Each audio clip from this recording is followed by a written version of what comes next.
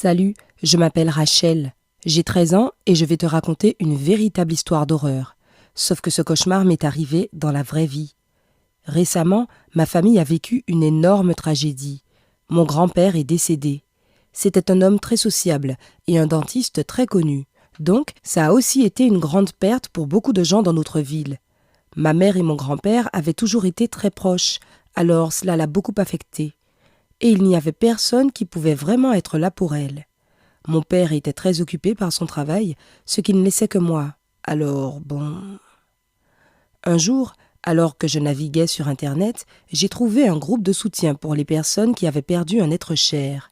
J'en ai parlé à ma mère, au cas où, et elle a accepté d'y aller. Tout s'est bien passé. Il y avait beaucoup de gens qui partageaient leur propre histoire, et on aurait dit que ma mère commençait à se sentir mieux. Mais un jour, après la réunion, un vieux couple est venu. Ils étaient très gentils et charmants. Ils ont dit qu'ils connaissaient assez bien mon grand-père et que nous devions nous serrer les coudes. Et ils nous ont invités, ma mère et moi, à dîner. Pourtant, j'avais l'impression qu'il y avait quelque chose qui n'allait pas dans toute cette histoire. Ils avaient dit qu'ils nous avaient vus à la réunion, mais je ne me rappelais pas les avoir vus assis dans la salle avec nous. Sur le chemin du retour, j'ai dit à ma mère que je ne trouvais pas que c'était une bonne idée d'aller chez ces gens, mais elle n'a pas voulu m'écouter. On est donc allé chez eux le samedi d'après. Le dîner était délicieux et les nouveaux amis de ma mère n'ont pas cessé de parler de la grandeur de mon grand-père, ce qui lui a fait énormément plaisir. J'étais vraiment fatiguée et je me suis excusée pour aller aux toilettes, mais en fait, c'était un mensonge. Je n'y suis pas vraiment allée. J'ai commencé à me promener dans la maison. Ce couple avait une maison très accueillante. Tout avait l'air agréable et confortable, mais j'avais remarqué une petite porte. Elle n'était pas fermée à clé, alors je suis entrée. Qu'est-ce que j'ai vu là-dedans? Il y avait d'étranges croix accrochées au mur, des bougies, des bocaux avec du sel ou un truc du même genre et d'autres choses bizarres. Cette pièce ne ressemblait en rien au reste de la maison. Et je dois dire que j'ai complètement paniqué. Je suis revenue à table, mais je n'ai pas dit un mot sur ce que je venais de voir. Et quand j'en ai parlé à ma mère par la suite, elle n'a même pas fait attention à moi.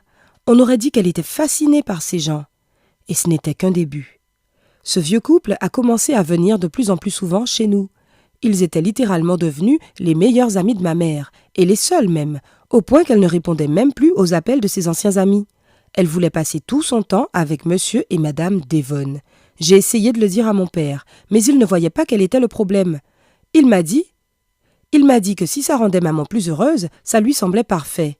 Mais moi, oui, je voyais bien un gros problème.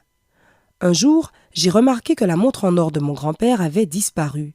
Nous l'avions mise sur l'étagère du salon en sa mémoire, mais elle n'était plus là. J'en ai parlé à ma mère et elle m'a dit qu'elle l'avait rangée, mais j'avais des doutes. Avec le temps, j'ai remarqué que de plus en plus de choses disparaissaient. Et puis un soir, mon père a reçu un message sur son téléphone qui disait que notre compte bancaire familial avait été fermé. Il a immédiatement appelé la banque et ils lui ont dit que c'était ma mère qui l'avait clôturé. Il est devenu tout pâle, car c'était le compte en banque qui contenait tout l'argent de la famille, y compris l'héritage de mon grand-père. Ce n'est qu'à ce moment-là que mon père a enfin compris que quelque chose n'allait pas avec ma mère et ses nouveaux copains. Quand ma mère est rentrée à la maison ce soir-là, mon père lui a posé toutes sortes de questions sur le compte en banque. Mais elle était très calme et n'a même pas essayé de cacher que oui, elle avait pris tout l'argent.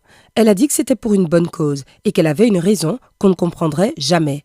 Mon père était sans voix et complètement perdu. Mais moi, j'avais élaboré un plan. Le lendemain soir, quand ma mère s'est habillée et est partie, nous sommes montés dans la voiture de papa et nous avons commencé à la suivre. Nous avons conduit pendant longtemps, de plus en plus loin de la ville, et nous nous sommes arrêtés à un endroit où il n'y avait que des arbres autour de nous. Elle est sortie de la voiture et a marché directement dans la forêt. On a essayé de bouger doucement pour que maman ne sache pas qu'on la suivait. Il faisait complètement noir, mais nous avons repéré une vieille cabane à travers les arbres. Maman était entrée et avait disparu. Mon père et moi étions terrifiés. Lui, il voulait appeler la police, mais j'ai insisté sur le fait que nous devions d'abord régler ça par nous-mêmes. Nous sommes donc entrés dans la cabane, avec les jambes qui tremblaient, et nous avons entendu des voix qui venaient de quelque part en bas. Nous n'avons pas eu le courage de descendre, alors nous avons essayé de trouver un endroit où nous pourrions entendre ce qui se passait depuis en haut. Nous avons trouvé une petite pièce qui comportait des trous dans le sol, ce qui nous offrait une vue parfaite sur ce qui se passait. 3 personnes portaient des robes noires, monsieur et madame Devon et ma mère. Ils lisaient des prières, d'après ce que j'ai compris, et étaient assis devant Le portrait de grand-père! Je n'en croyais pas mes yeux. Après 1 heure de ce rituel, tout le monde est parti, mais mon père et moi ne pouvions ni bouger ni parler. J'avais beaucoup de questions. Quel était le but de ce rituel? Qu'est-ce que ces gens voulaient à ma mère? Mon père et moi avons réalisé que ma mère était piégée. Nous devions trouver un moyen de la sauver. Nous avons cherché sur Internet, jour et nuit, pour essayer de trouver des informations à propos de cette secte. Mais c'était inutile, on ne trouvait rien.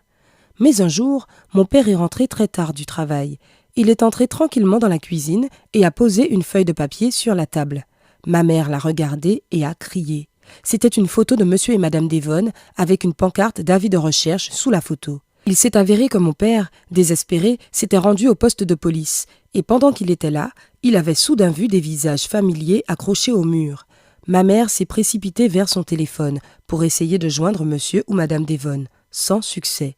Nous ne les avons plus jamais revus, ni notre argent. C'est l'histoire la plus incroyable qui soit arrivée à ma famille. Mais je dois admettre que c'était aussi la faute de mon père et la mienne. Nous aurions dû trouver le temps ou les mots justes pour parler avec ma mère quand elle déprimait tellement et était si malheureuse. On a peut-être perdu tout notre argent, mais au moins on a récupéré ma mère. Même si je pense qu'il nous faudra encore beaucoup de temps pour nous remettre complètement de tout ça.